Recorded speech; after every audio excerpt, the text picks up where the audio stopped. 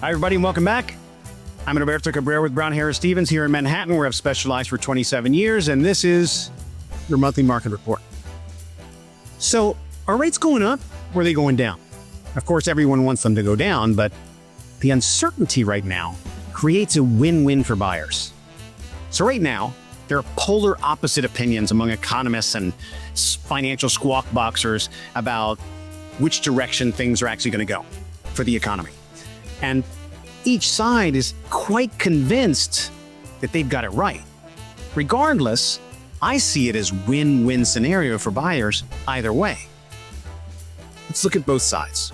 The first sees inflation setting in as a consequence of tariffs. Note, we've not seen this in the metrics yet, but I too believe, like 3 years ago when we first heard the term transitory inflation, remember that? And everyone said, it took some time, but it worked its way through the system before we actually started to see the numbers. And they were substantial. Like that, the tariffs, which are yet to be fully fleshed out, could very likely have an effect on the economy and hence rates. The question now will be, how severe will it be? Look, the Fed's mandate is to monitor two things: the labor market and inflation, and to adjust rates to temper whichever measure seems to be getting the furthest out of line with their goals. And at the moment, the labor market's strong. And inflation? It's moderated. It's approaching their 2% target. Not quite there yet, but close.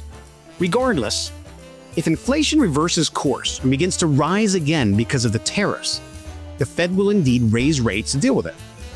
And this could further prolong a period of moderate deal volume, which we've been experiencing for 3+ years.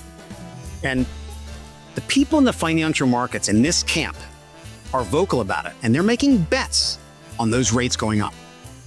Now, the second opinion or point of view sees rates dropping.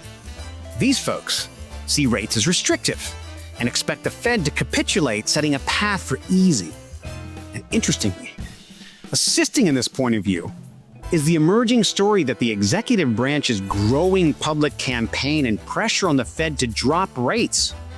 Yes, could that pressure artificially effectuate a change prior to what many might consider the right time? Although the chairman, Jerome Powell, has been steadfast and in his holding pattern for now, his term will end soon. And that power will be passed to someone who's more docile for the president to have his own way and maybe reduce rates, whether it be the right time or not. That statement, of course, is not a foregone conclusion, as rates are determined by a committee and not just a chairman. And so it doesn't really fully consider the nuanced dynamics that exist within the committee itself. Regardless, those with this point of view are also quite vocal about the need to reduce rates. So there you have it. Two strongly different opinions of what will happen with rates, or should happen, which to me is the single greatest factor determining how the market will flow. So if you're buying, what do? Jump in.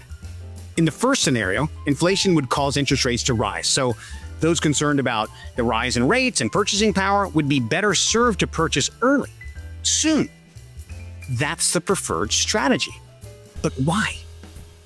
You would be securing a property during a period of moderate interest rates and fair pricing, while essentially buying an option to refinance later when rates are indeed lower, which the Fed would actually like to do now, but they're waiting for what the time period they deem as being the right time, which is not there yet. And during this time, you would be actively building equity in that property. That's a win. In the second scenario, the moment rates drop, increasing numbers of buyers will enter the marketplace and put upward pressure on prices.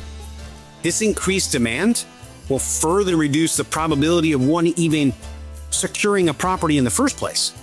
I've always said that the greatest barrier to entry into Manhattan is not the price, it's the competition. And people have been chomping in the bit for years to buy. They've only been waiting for those rates to drop. So once that dam is open, it'll give way.